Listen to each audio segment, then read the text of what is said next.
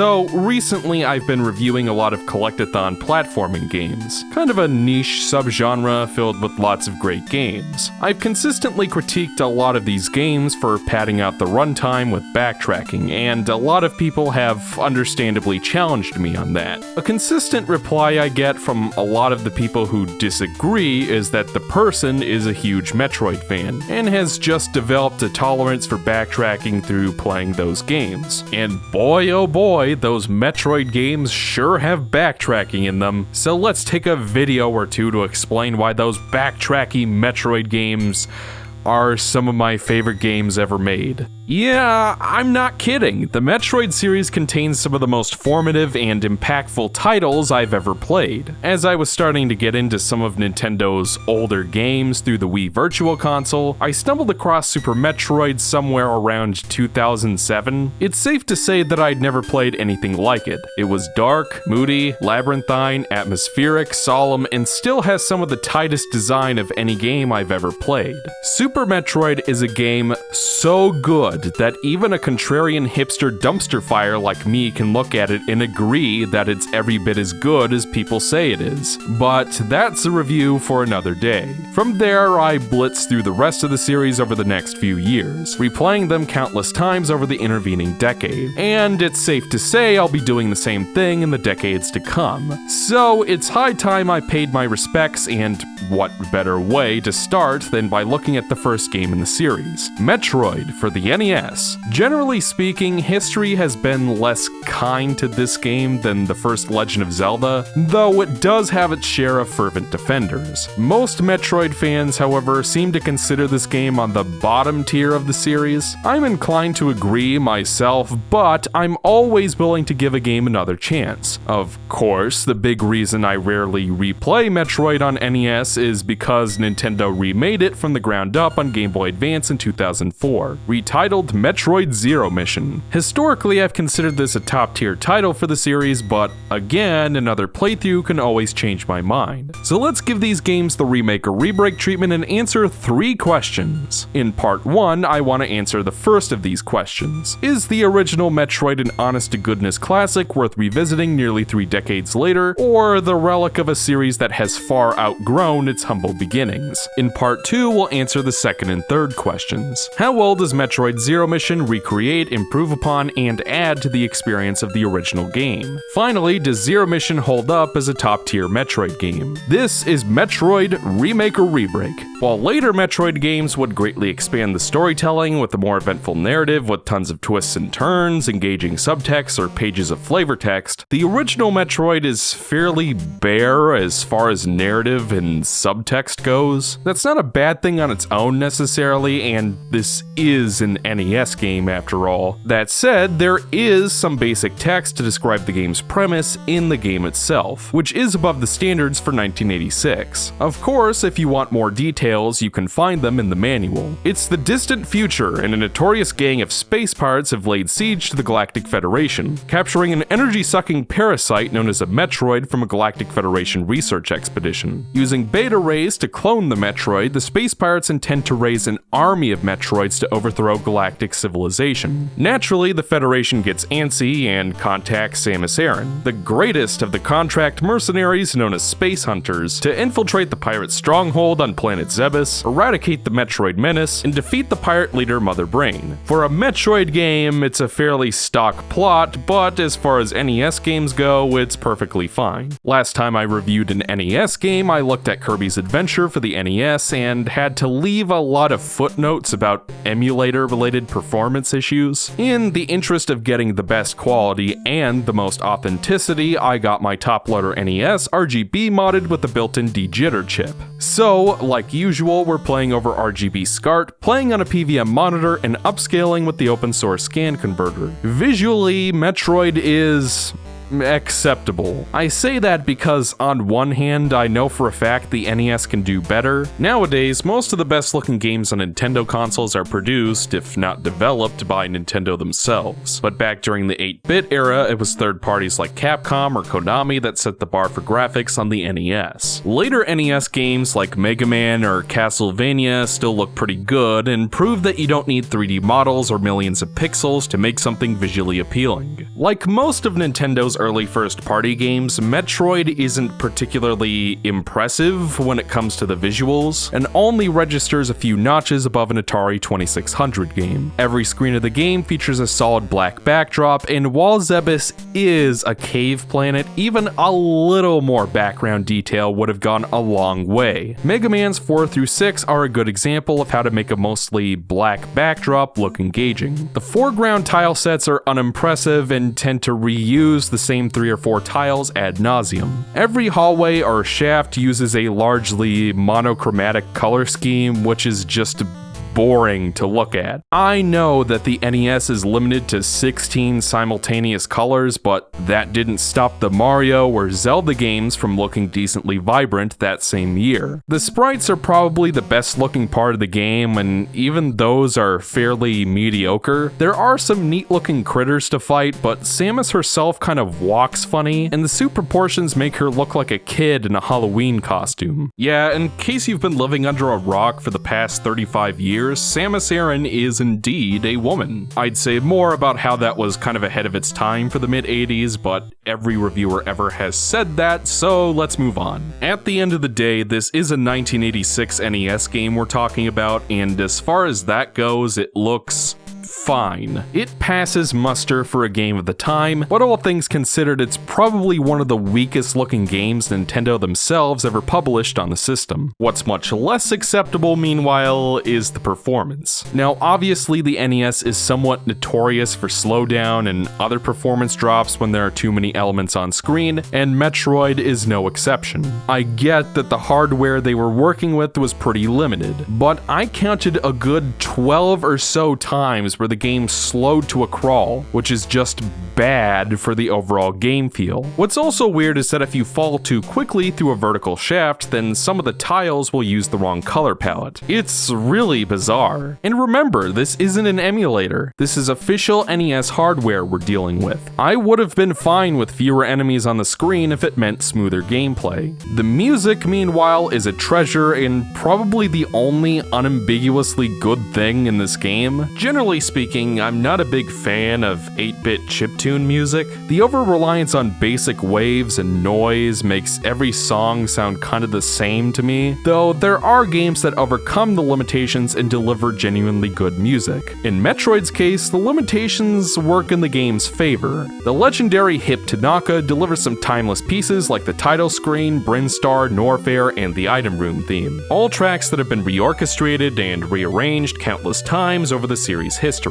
And for what it's worth, the original 8-bit arrangements of these tracks are still pretty good. The down-tempo beat and pulsy orchestration works well with the game's sci-fi theming, and the tracks themselves have some decent atmosphere to complement the melodies. Kraid's Lair is probably the best track in the game and has some surprisingly strong emotional undercurrents for a game from this generation. This only leaves us with the gameplay, which is mixed. At its base level, Metroid is a 2D platformer with non-linear level design, combining the core jumping mechanics from Mario with the exploration of Zelda and throwing in some shooting combat for good measure. The core game loop sees Samus exploring for new equipment to expand the player's affordances and open progression to new parts of the game. In other words, it's sort of like if you took one of the dungeons from The Legend of Zelda but expanded it to a full game. Your initial goal is to kill the two space pirate commanders, Ridley and Kraid, to unlock the way to Turian, where the cybernetic mother brain resides with the stolen Metroids. If you don't own the manual, the game itself actually communicates this surprisingly well through these two statues you'll likely come across in the early game. Samus herself handles well for the most part, but I do have a few quibbles with the controls. For one thing, the jumping feels slightly off. Thankfully, you have full mid-air control, unlike a certain Belmont I could mention. However, unlike Mario, it feels like you have to hold down the jump button just a hair too long to get any decent height. What's also really annoying is that Samus's screw attack will shut itself off when you're about a tile or so off the ground. Given that the screw attack is the only reliable way to deal with enemies in the late game, and considering how cramped a lot of the later level design is, that starts to get pretty frustrating. The absolute worst part of the controls, however, is that you're not even allowed to duck and shoot enemies crawling along the ground. You're not even allowed to aim downwards while jumping, even though you can aim upwards while jumping. Given how many short enemies there are in this game, that feels like a pretty cheap limitation on your abilities. While much of the time you can just jump over floor-bound enemies and move on with your day, there are times where it would be really convenient to just duck and shoot them, but you can't. And don't try to convince me that this is somehow technical limitations.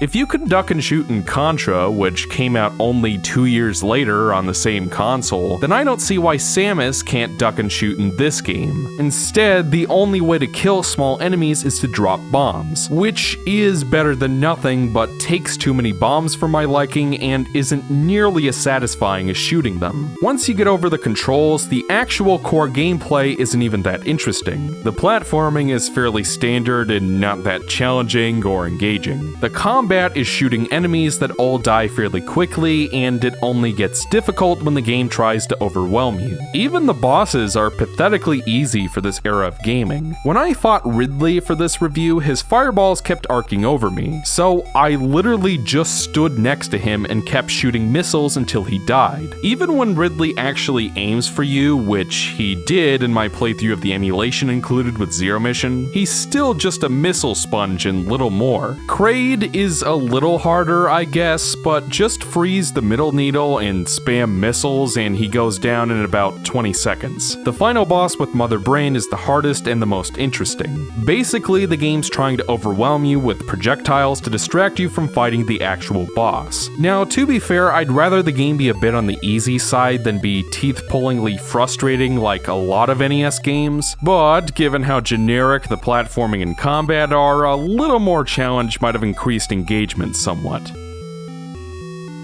But then again, level design is generally what separates the cream from the crop when it comes to Metroidvanias, so how good is the level design exactly? To give Metroid some credit, non-linear level design was still fairly novel for 1986. Sure, Zelda 1 also did it the same year, and there were a handful of early adventure games on the Atari and other systems as well, but the designers were still working in relatively uncharted territory. On that note, I find that while later games in the series have non-linear level design, the overall progression was fairly railroaded insofar as there was a set order you were intended to find all of Samus's upgrades. The original Metroid isn't quite as scripted, which allows for more customization in your routing. After getting the high jump, do you turn around and grab the Varia suit immediately, or do you brave the rest of Norfair to unlock more missiles, the wave beam, and the screw attack without the extra defense from the suit? If you choose to go after the Varia suit first, do you go back and clean out lower Norfair, or go straight for Kraid without the screw attack or wave beam to tear through the annoying enemies? Now, obviously, speedrunners have discovered the optimal fastest route, but these kinds of decisions are what make Metroidvania games fun to explore and fun to replay, so kudos to the designers for creating a game world in 1986 where decisions like these were possible. I can also confidently say that unlocking new upgrades feels legitimately exciting and rewarding. With most NES games, the games were made artificially harder to browbeat the consumer into buying the game instead of renting it. While this game still has its share of annoying enemies and frustrating design, it is very satisfying to unlock new abilities and breeze through parts of the game that used to give you a hard time. That's the one thing a Metroidvania absolutely has to get right, and this game nails it. Other than that, the overall level design is unremarkable at its best and kind of frustrating at its worst. Unlike Zelda 1, which was released a few months before, Metroid doesn't have a map to help you navigate the non-linear level design, which can't help but feel like a step backwards. That wouldn't really be a problem, except that the mediocre graphics actively hamper the player's ability to mentally map the game world. Not only are the graphics samey looking and repetitive a lot of the time, but on the level design side, a lot of room layouts are copied and pasted verbatim. Even the final escape sequence is just the same room recycled 4 or 5 times in a row, which is incredibly distracting. Not only does this make the exploration boring because there's nothing new to discover, but it makes the game world confusing to navigate because everything looks the same.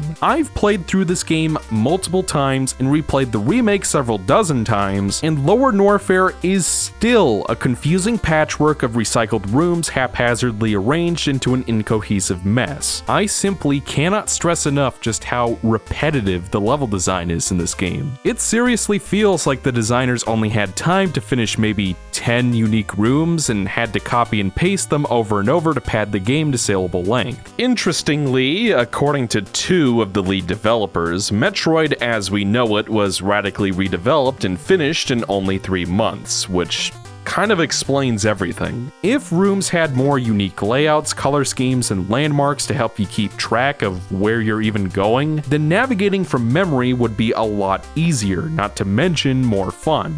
Beyond that, the game just suffers from general NES jank, the first aspect of which being the password system. Now, I will admit that passwords are strictly better than hidden level select codes or having to finish the whole game in one sitting. But, as many of you know, The Legend of Zelda came out the same year and featured a save system, which is, strictly speaking, more convenient than a password. Metroid, meanwhile, uses 24-character passwords assembled from numbers, symbols, uppercase, and lowercase letters. The color palette for the lowercase letters is different at least, but imagine trying to write this down. The worst part is that the Japanese version features the exact same save system as Zelda 1, from the overall layout to the save prompt showing up during a game over. That's because both games were released on the Famicom Disk System, which wrote save data directly to the game disks. Since this expansion was only released in Japan, Nintendo created a custom cartridge for the North American Zelda 1 with a battery to save data instead. Despite being released in North America the same year as Zelda 1, the NES version of Metroid removed the save feature altogether and replaced it with the password system we know today. Now, from what I understand, save batteries were expensive back then, so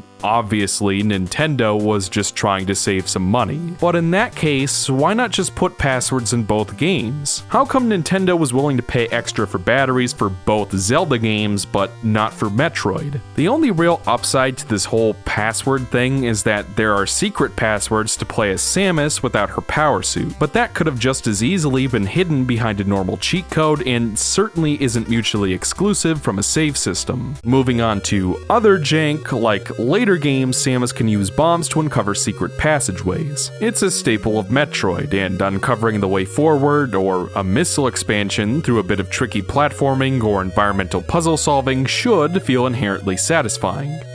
But not here. That's because almost all of the missile expansions and energy tanks in this game are just lying out in the open. There's even this one room in Norfair where you find 3 missile expansions right next to each other. How lazy can these designers get? Instead, bombs are merely a tool for breaking open secret passageways, which basically amount to a straight line punctuated by another bombable block every 4 spaces or so. I especially hate the vertical ones where you have to time your jump for when the block reappears. Is there any reason why this couldn't zigzag so you didn't have to wait around? Not only are these passageways not fun to explore or navigate, but they're not properly signified either. Sometimes you can infer that a bombable block is there based on context, like a hallway that ends abruptly, but would you ever guess that this block here is bombable just by looking at it? The fun of discovery in these games is based on the spike of engagement you get when you recognize a destructible object. Picking up on subtle clues like this is fun, but without proper signifiers or other clues to draw your attention, it just becomes annoying and arbitrary and is frankly just bad design. Metroid fans are familiar with with the Ice Beam and the Wave Beam. The Ice Beam is great for stunning and slipping past annoying enemies, but also doubles the amount of shots required to kill every baddie. The Wave Beam, meanwhile, retains the ability from later games to shoot through solid objects and arcs in a sine wave, allowing you to hit those annoying ground-bound enemies. Naturally, you'd be tempted to use the Wave Beam more often since it's strictly better than the Ice Beam. However, unlike later games, you can only hold on to one beam at a time. So once you unlock the Wave Beam, the only way to get the Ice Beam back is to backtrack and collect it again. While in theory, this should allow players to develop a playstyle, which is something that Metroid 2 plays around with, in practice, the Ice Beam is all but required since it's the only way to defeat the Metroids infesting the final area of the game. Now, it might be possible to beat the game with the Wave Beam, but between the Metroids nipping at your heels and the severe performance drops, you'd be majorly handicapping yourself for no good reason. So in practice, you're gonna have to go back for the Ice Beam after defeating Ridley and Kraid, and in that case, it's more efficient to just skip the Wave Beam altogether. Something I didn't know until I was literally editing this review is that there's actually a second Ice Beam hidden in Brinstar. Metroid 2 did something similar by placing a second Ice Beam near the final temple, but it was nearly impossible to miss if you were being even a little observant. This one is hidden in an extremely secretive area that I never found in 10 years of playing this game, and I wouldn't be surprised if many of you hadn't found it either. Now, it's certainly more convenient than having to go back to Norfair, but it's just another excellent example of this game being bad with signifiers. The worst part is that this whole thing could have been avoided by adding a simple status screen where you could swap out beams on the fly.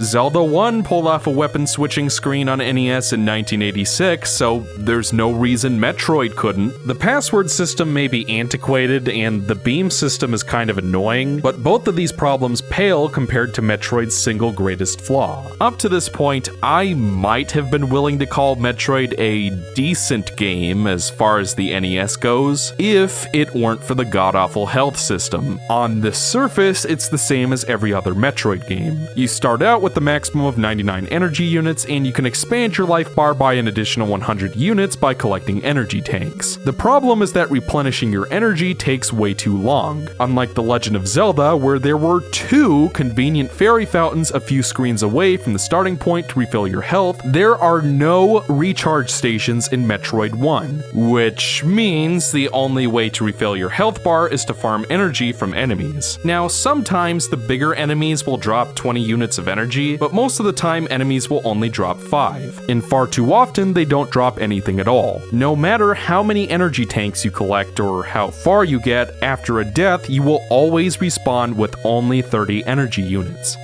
30! So let's map that out. Assuming every enemy you defeat drops 5 units of health, and assuming you have the max of 6 energy tanks, that's 134 enemies you have to kill to refill your health bar. Minimum. So unless you're prepared to waste a lot of your time grinding, the only practical way to refill your health bar is to find another energy tank. Even in the best grinding spots, refilling your health is boring and takes too long. I think the bad design speaks for itself here, but seriously, where are the recharge stations? Is this not common sense design? Again, if Zelda could have fairies and potions to quickly refill your health, then I don't see why this game can't have an equivalent. And because I know someone's gonna bring it up, no, this is not difficult. There is nothing challenging about killing the same enemy 134 times. It is, however, boring and a waste of time. Also, since I can't think of a better time to mention this, I also find it supremely irritating that enemies can hurt you during the unskippable door transitions. It puts a frown on my face every single time it happens and could have easily been fixed by despawning all the enemies whenever Samus triggers the transition. On a different subject, Metroid does have multiple endings depending on how fast you can clear it, with Samus unsuiting to a different costume depending on clear time. This gives the game some replay value, but as I always say, if I didn't enjoy the game the first time, time, then why would I want to play it again? That said, I did find that replaying this game multiple times for the review did help me to avoid a lot of beginner's traps and enjoy the game more overall. Unfortunately, there's no completion percentage in this game, but most of the pickups are just out in the open anyway. The only particularly difficult one to get is past this one jump in Ridley's lair that I must have missed like 10 times. And that's really all I can say about the original Metroid. The Metroidvania genre is over 30 years old, and at this point, designers have boiled it down to a reliable formula that just works. And certainly the genre wouldn't be where it is today without the original Metroid. But as a game in itself, Metroid isn't all that fun to play, even at its best, because the later games surpass it 100 times over, and at its worst, it's boring and frustrating because of the bland visuals, copy-paste level design, and god-awful health system. Is it fair to compare this game to the later ones? Well, if the later games accomplish everything this first game does better, then yes, I think so. But even compared to Nintendo's other 1986 releases, Metroid lacks the tight control and colorful visuals of Super Mario Bros. 2 or the map, weapon switching, and health restores from The Legend of Zelda. The bones for a good game are here, and there is some fun to be had, but the execution is so poor that it really doesn't matter in my opinion. Well, that's what I was going to say. For various reasons, I completed 4 full playthroughs of Metroid while producing this review, and I've come to an interesting conclusion. Metroid has a mild case of the old Sega learning curve.